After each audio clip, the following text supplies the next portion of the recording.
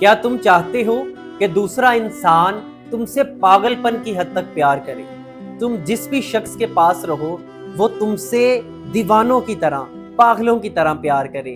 तो इन बातों को आज ही अपने जहन में बिठा लो। सबसे पहला, अगर तुम्हारा साथी, अगर तुम्हारा पार्टनर तुम पे गुस्सा करता है, किसी बात पे आपकी तकरार हो जाती है, तो उसके गुस्से का जवाब गुस्से से मत देना। जिस दिन तुमने ये करना शुरू कर दिया, तुम्हारा पार्टनर तुम्हारी जगह कभी किसी को नहीं दे पाएगा।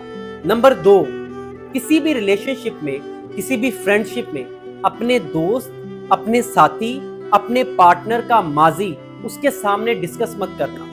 उसके गलत माजी को, उसके बचपन की कोताहियों को कभी उसके मुंह पे मत मारना।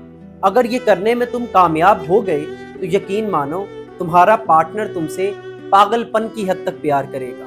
नंबर 3, कभी भी अपने पार्टनर से बहस ना करना, कभी भी अपने पार्टनर से मुकाबला करने की कोशिश ना करना, क्योंकि जब तुम मुकाबलेबाजी में आ जाओगे तो तुम्हारी जितनी भी अच्छी चीजें हैं वो सब उसे बुरी लगने लग जाएंगी। नंबर 4, अगर तुम्हारे दोस्त से कोई गलती हो जाए, वो कोई गुनाह कर बैठे, तो उस पर चिल्लाने से, उसको गाली देने से, उसको तनकीद करने से बेहतर है कि उसको प्यार से डील करना, उसको समझाना कि इसमें उसका फायदा और नुकसान क्या है।